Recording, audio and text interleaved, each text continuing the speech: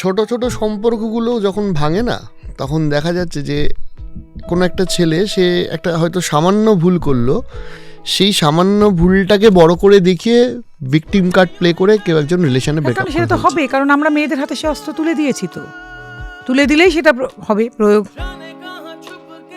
যার ইউজ থাকে তারই তো মিস ইউজ হয়, পুরুষের হাতে তো কিছু নেই।